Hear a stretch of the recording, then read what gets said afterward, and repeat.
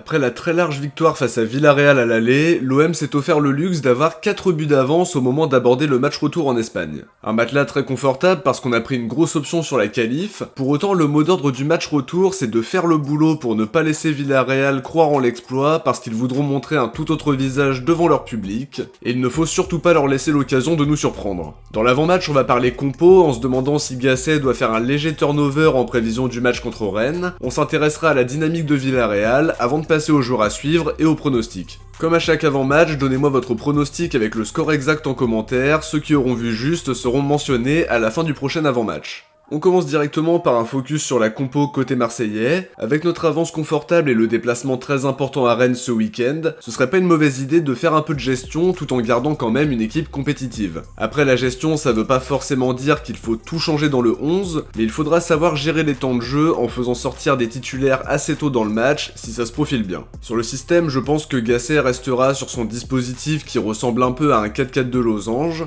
Dans les buts, j'aimerais voir Ruben Blanco puisque c'est peut-être sa dernière occasion de jouer cette saison, étant donné que Pau Lopez sera titulaire en championnat pour les matchs qu'il reste, et en quart d'Europa League si on déconne pas jeudi soir. En défense, je garderai Bemba et Balerdi en charnière avec Klaus et Merlin sur les côtés pour avoir des certitudes. Au milieu, j'aimerais voir Kondogbia et Verretou associés à Unai un cran plus haut, pour laisser Aminarit au repos en prévision du match à Rennes. Offensivement, j'aimerais revoir Iliman Ndiaye derrière un duo Mumbania-Aubameyang, ça permettrait de reposer Ismail Assar qui a joué 90 minutes dimanche pour qu'il soit en pleine forme face à Rennes. Dites-moi ce que vous pensez de cette compo, est-ce que vous feriez un turnover plus important en ménageant des joueurs comme Aubameyang ou Verretou par exemple? J'attends vos avis en commentaire et également vos compos. On enchaîne avec un point sur les deux équipes en commençant par Villarreal qui reçoit. Avant le match aller, ils avaient enchaîné 7 matchs sans défaite avec des victoires marquantes contre Barcelone par exemple, de larges victoires face à Grenade et surtout face à la Real Sociedad. Ça leur a permis de redresser la barre en championnat alors qu'ils étaient dans une situation peu confortable avant ça. La très lourde défaite au Vélodrome a été un gros coup d'arrêt dans leur dynamique. Ils n'ont rien proposé ou presque en dehors de quelques étincelles d'Arromage sur son côté droit. Ils ont surtout montré de très grosses lacunes derrière avec forcément Mosquera en ligne de parce qu'il a tout simplement tout raté. Il offre le but du 2-0, Sarr l'a rendu fou tout le match jusqu'à obtenir un penalty qui nous a permis de se mettre un peu plus à l'abri. Mendy et Bailly n'ont pas été bien meilleurs en charnière, pourtant c'est des défenseurs qui ont beaucoup de qualité. Cuenca n'a pas vécu un match facile, tout comme Alberto Moreno dont on va reparler un peu plus tard. Ce week-end ils ont battu le Betis 3-2 à l'extérieur. Cela dit, on a encore vu de la fébrilité derrière côté Villarreal avec une défense attentiste sur le but de Guido Rodriguez, Bailly qui fait n'importe quoi sur le but de Willian Rosset. À côté de ça, ils ont bien mené leur phase de transition sur les buts de Baena et celui de Sorloth qui est chirurgical à la finition, mais ils peuvent aussi remercier Socratis et son contre son camp évitable. Une victoire qui leur permet d'être 11ème de Liga, mais en ayant quand même 8 points de retard sur la 6ème place occupée par la Real Sociedad et synonyme de Conference League. Au moins ça évite aux Betis de prendre le large, mais malgré cette victoire, on peut pas dire que Villarreal s'est totalement mise en confiance non plus.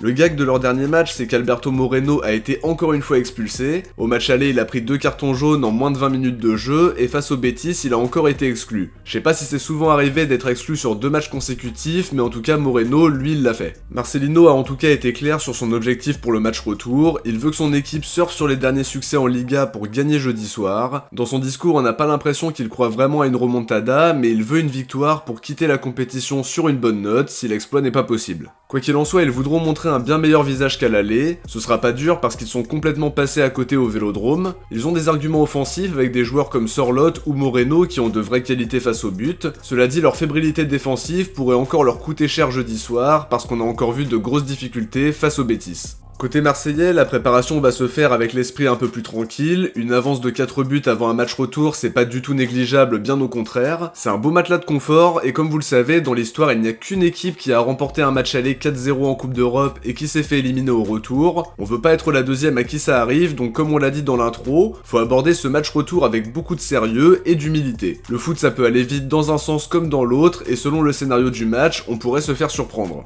L'important ce sera de bien réussir notre entame en mettant beaucoup d'intensité pour offrir un vrai défi physique à cette équipe de Villarreal qu'il ne faut pas laisser dans le confort. Dans leur situation, ils seront obligés d'être très offensifs et ça va nous offrir des situations de contre qu'il faudra être capable d'exploiter. Défensivement, on l'a dit, ils montrent très peu de garanties et ce sera à nous d'enfoncer le clou dès qu'on en aura la chance. On a fait le plus dur avec cette large victoire à l'aller, mais faut profiter de ce match retour pour continuer d'engranger de la confiance. La défense aura un rôle important à jouer parce qu'ils seront plus sollicités qu'à l'aller, et avec les qualités qu'ils montrent en ce moment, s'ils arrivent à contenir les attaques de Villarreal, ça ne peut qu'être bénéfique pour leur confiance et leurs automatismes. Offensivement, il faut continuer d'engranger de la confiance, et dans ce secteur de jeu, on a montré de très bonnes choses aussi ces derniers temps, donc il faut confirmer. Je pense qu'on marquera jeudi soir, et ce serait le meilleur scénario pour ne pas laisser Villarreal croire en l'exploit. Ma conclusion sur l'analyse olympienne, c'est qu'il faut faire le match adapté, ne pas se voir trop beau au risque de se faire surprendre. On a une belle avance, mais tout peut arriver si on ne fait pas le nécessaire, donc il faut tout donner, prendre du plaisir dans le jeu pour valider la qualif en quart de finale et préparer au mieux le déplacement à Rennes aussi. Il ne faut surtout pas gâcher cet avantage, et on attendra de l'équipe qu'elle fasse le boulot tout simplement. Parmi les informations utiles, la presse espagnole explique que le match a été classé à haut risque, à tel point que plusieurs établissements scolaires devraient être fermés le jour du match. Ça me paraît un peu extrême comme réaction, mais c'est le choix qu'ils ont fait. Quoi qu'il en soit, il y aura 1200 supporters de l'OM pour nous représenter en Espagne, ils vont donner de la voix comme toujours, ça va beaucoup aider l'équipe de pouvoir compter sur leur soutien. Dernière information importante, on sera arbitré par Monsieur Kovacs comme au match aller face au Pana. On se souvient de son match catastrophique avec l'expulsion hyper sévère de Kondogbia et notamment un jaune donné après seulement 30 secondes de jeu. Aucune pédagogie, aucun moyen de discuter avec lui sans se faire sanctionner, beaucoup de fautes non sifflées, un penalty oublié sur Muguet, il y avait rien qui allait dans ses décisions et le choix de l'UEFA est vraiment bizarre, surtout au vu de son passif avec nous.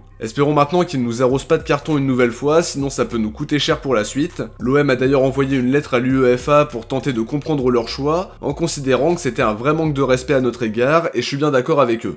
On passe aux joueurs à suivre en commençant par Villarreal. Le premier joueur que je vais citer, c'est Eric Bailly qui devrait enchaîner comme titulaire aux côtés d'Aïssa Mandi. Il a vécu un match très compliqué à l'aller, à l'image de la défense de Villarreal entière, et ça a été tout aussi compliqué face au Betis le week-end dernier. Pour autant, on connaît ses qualités, on sait qu'il est capable de sortir un match très solide défensivement, même taille patron, et il faudra être capable de le prendre à défaut comme au match aller. Offensivement, je vais citer Baena qui peut nous poser des problèmes par sa qualité de passe et plus généralement ses qualités techniques. C'est un joueur qui peut aussi bien jouer sur le côté gauche comme dans un rôle plus axial. Il est d'ailleurs à 5 buts et 12 passes D depuis le début de la saison. Il sera bien sûr à surveiller parce qu'il peut faire partie des joueurs qui sonneront la révolte côté Villarreal. Dernier joueur à suivre, Alexander Sorloth qui n'a pas débuté le match aller. J'étais surpris de ne pas le voir dans le 11 d'ailleurs. Il est pourtant sur une très bonne dynamique avec 4 buts et une assist sur les 3 derniers matchs de championnat, avec notamment un triplé face à Grenade. C'est un joueur qui peut nous faire mal à la finition, dans le domaine aérien aussi grâce à son mètre 95, il faudra être très attentif à lui. Côté marseillais, je vais citer Leonardo Balerdi, il est vraiment sur une excellente dynamique en enchaînant les grosses prestations, on voit de moins en moins d'erreurs de concentration de sa part, il sera certainement plus sollicité étant donné que Villarreal doit absolument marquer, il apporte beaucoup de garanties défensives cette saison, surtout aux côtés de Chancel Mbemba, et on espère qu'il va continuer sur cette voie. Je vais aussi évoquer Azzedine Ounahi, le milieu marocain n'a pas énormément joué lors du match aller, il a été laissé sur le banc contre Nantes et on imagine qu'il aura une occasion de se montrer au retour. Il doit montrer à son coach qu'il mérite d'avoir plus de temps de jeu et ça passe par un match concluant face à Villarreal s'il est amené à débuter, mais pour le moment on reste toujours un peu sur notre faim avec lui alors que c'est un joueur qui est vraiment bourré de talent. Dernier joueur à suivre, Faris Moumbagna que j'aimerais voir jouer jeudi soir, il a montré des choses prometteuses depuis ses débuts, ses entrées sont toujours très volontaires, il a déjà marqué 2 buts sur ses 5 premiers matchs de championnat, et clairement on a envie de le voir davantage. Le match de jeudi soir ça peut lui permettre d'engranger de la confiance pour prétendre à un temps de jeu plus important par la suite.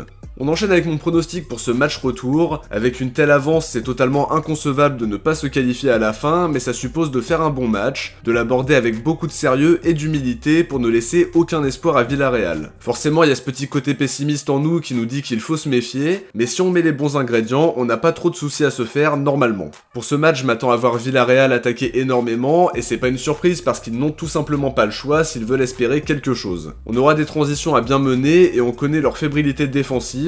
Dans ce contexte-là, je vais miser sur une victoire marseillaise 3-1, on a une bonne assise défensive, on a des qualités devant, donc ça me paraît totalement plausible. Avant de se quitter, on va découvrir qui a été visionnaire parmi vous dans l'avant-match d'OM Nantes. Bien joué à vous tous, vous avez été très nombreux à miser sur une victoire 2-0, vos noms ou vos pseudos s'affichent sur l'écran. J'en profite pour vous remercier une nouvelle fois d'être aussi nombreux à jouer le jeu à chaque avant-match, ça me fait vraiment très plaisir. Comme d'habitude, n'oubliez pas de me donner votre prono pour Villarreal OM, on découvrira les bons pronostiqueurs à la fin de l'avant-match de Rennes OM qui sortira probablement samedi. De mon côté, j'arrive à la fin de cette analyse, j'espère que ça vous a plu, et comme d'habitude, si ça vous a plu, n'oubliez pas de laisser un petit like pour soutenir la chaîne et permettre à l'avant-match d'être de mieux en mieux référencé. Je vous invite aussi à vous abonner en activant la cloche des notifications pour ne rien louper des prochaines vidéos. Si vous avez regardé la vidéo jusqu'à la fin, écrivez Europa dans les commentaires. De mon côté, je vous dis à très vite pour une prochaine vidéo. D'ici là, je vous invite aussi à aller voir l'analyse sur Aubameyang qui est sortie ce mardi. Le lien est en commentaire épinglé et sur l'écran de fin de vidéo dans quelques instants. Ciao, portez-vous bien et surtout allez l'OM.